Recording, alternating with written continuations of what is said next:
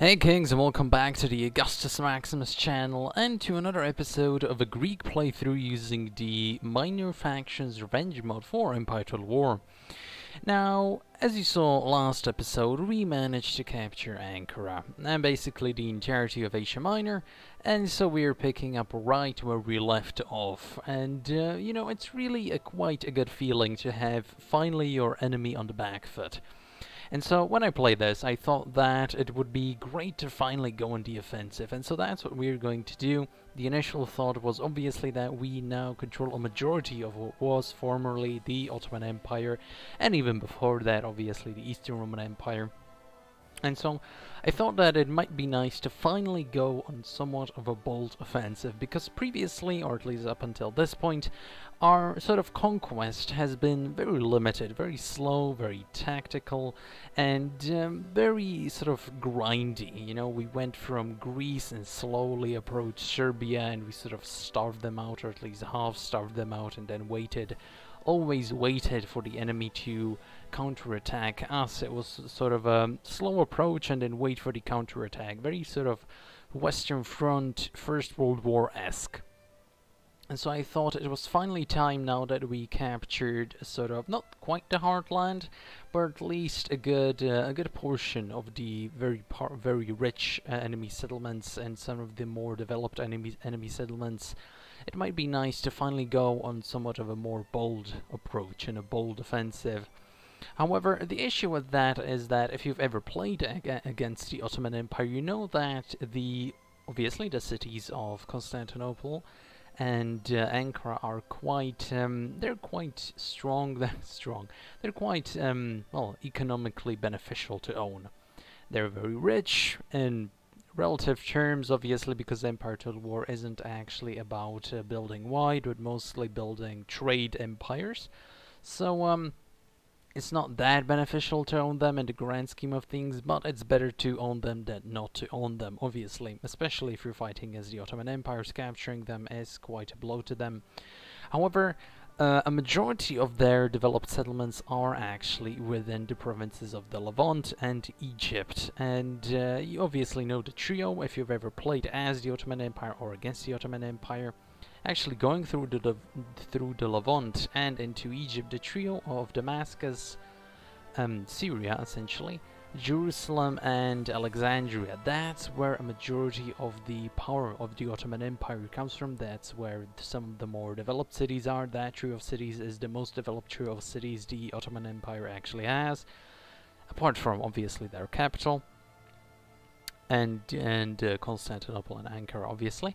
And that trio of cities is probably the strongest in the Ottoman Empire, but it's also very densely packed.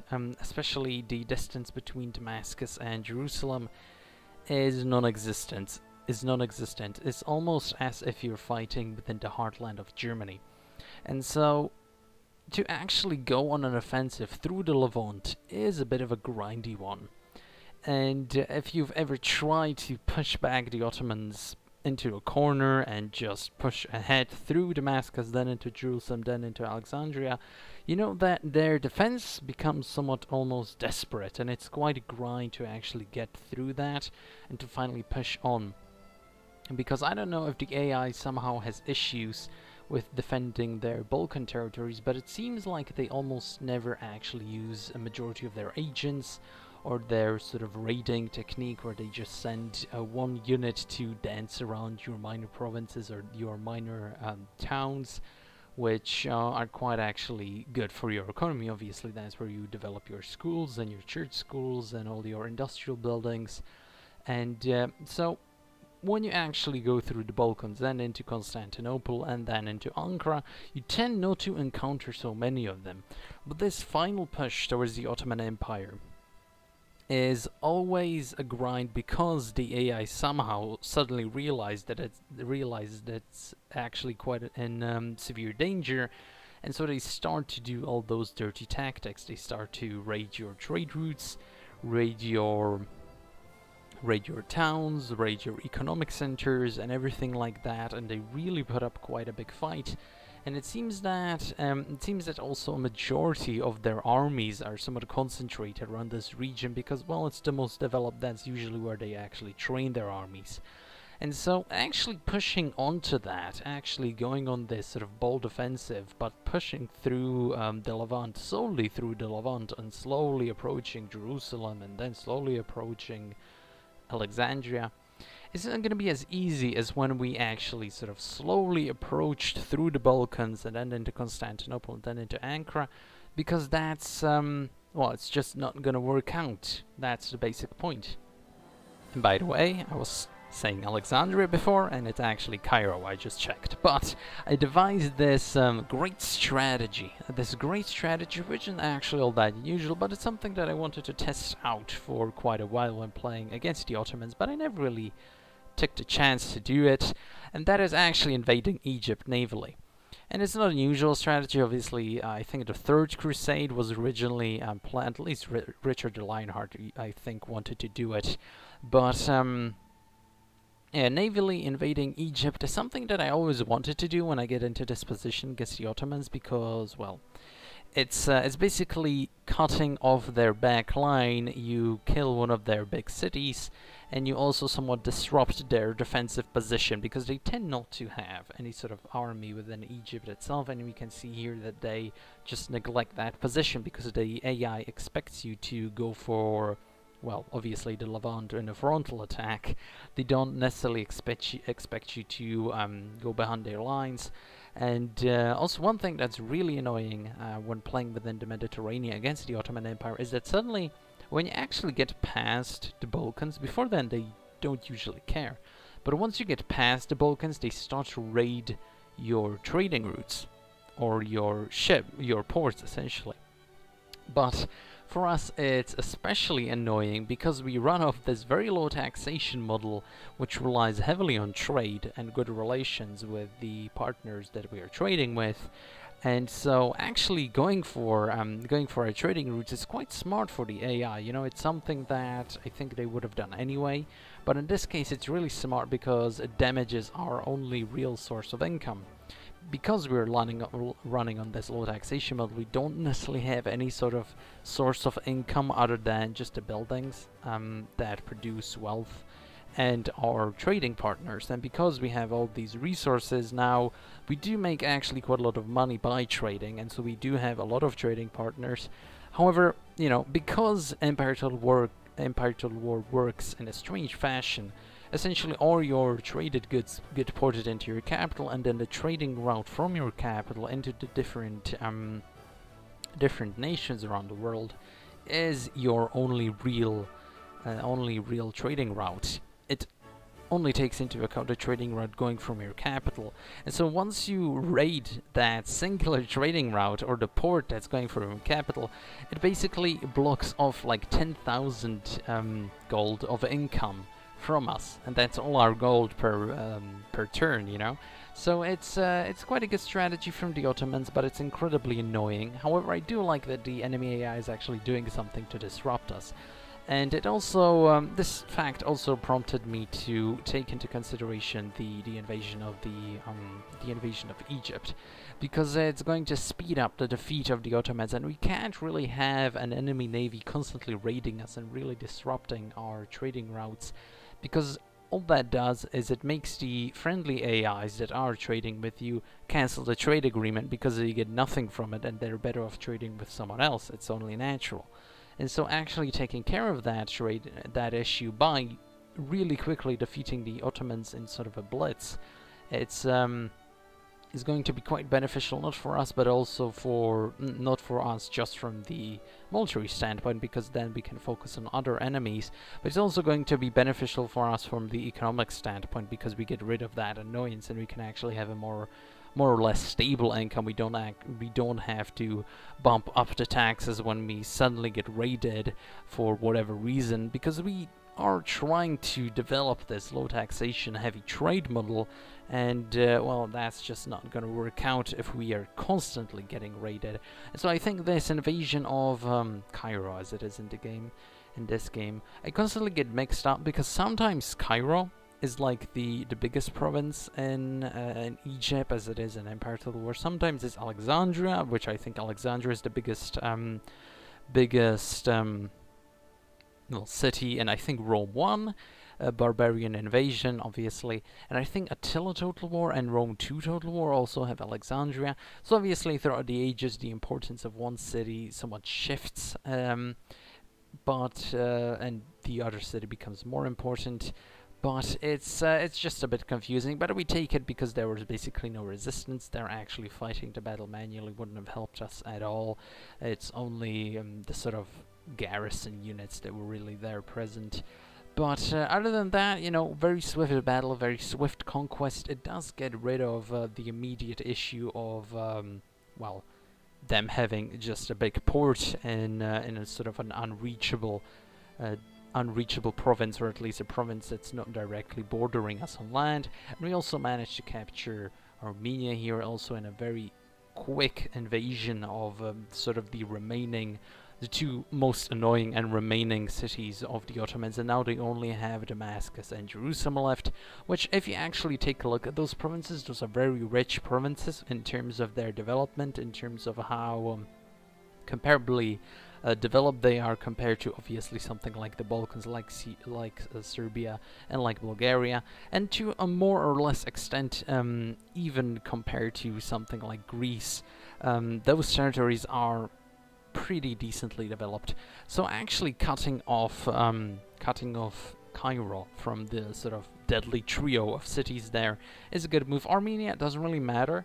It's sort of not that it doesn't matter, but it's a minor province that doesn't really pull that much wealth, and it's not a province that really has any impact on our trading routes. And I was mostly worried about the trading routes here, because losing, you know, sometimes earning those 10,000 gold coins or something, 10,000 gold essentially, sometimes earning it and then next turn not earning it, and our navy slowly being dwindled away, because I was originally designing the navy to go to some offshore plays, like the trading plays, obviously, like the East Indies or Madagascar. I was only originally designing the navy to go to one of those, like, what are the trade posts or whatever on the big map, and so it's not really quite battle ready navy.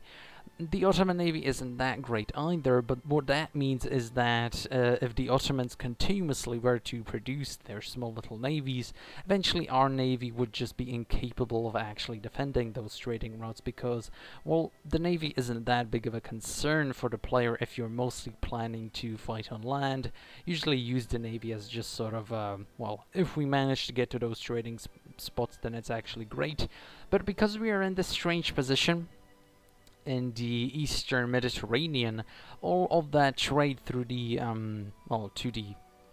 to the off-Europe trade posts, essentially like the East Indies, has to go through Gibraltar, and we aren't on the best terms with Spain, and so it's they can just block it off whenever they want, because we actually allied the British. The Spanish don't like us, and so they might raid it every once in a while. If we ever get into a conflict with the Spanish, it's going to be even more annoying, and so yeah, I sort of gave up on that idea. So we do have somewhat of a navy, but as I say, well, as you can see clearly here, they constantly keep raiding our territories, and it's just not all that enjoyable.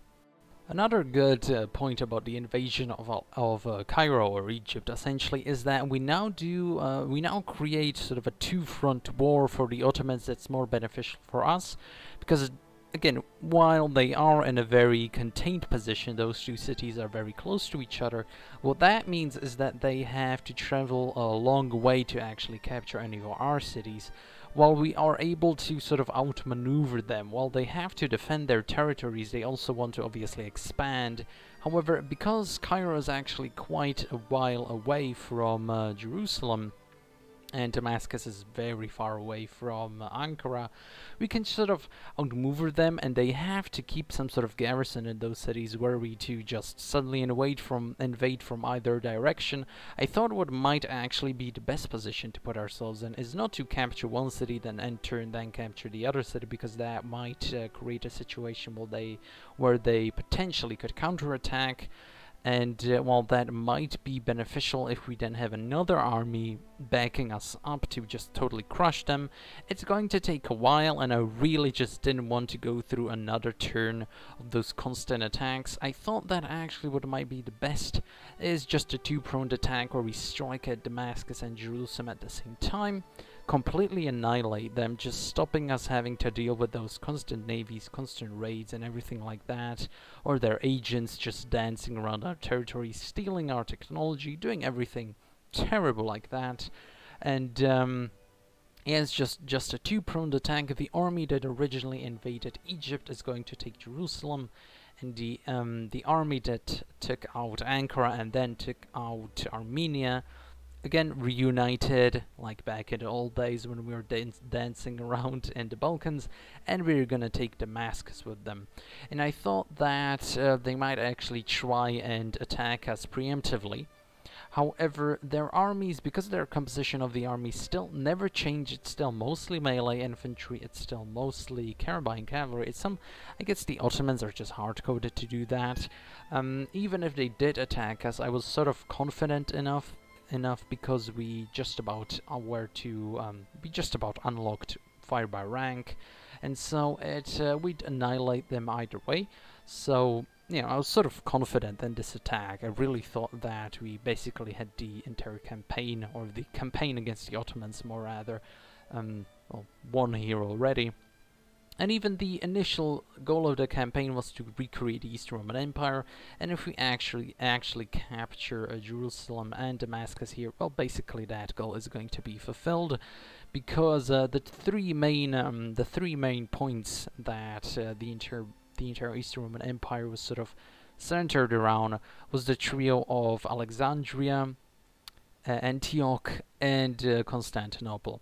And while Antioch is not necessarily in the game and Alexandria is exchanged for Cairo, the trio of let's say Constantinople, Damascus and Cairo is going to be our new sort of the new center point, the new great triangle of the Eastern Roman Empire, the Greek Empire.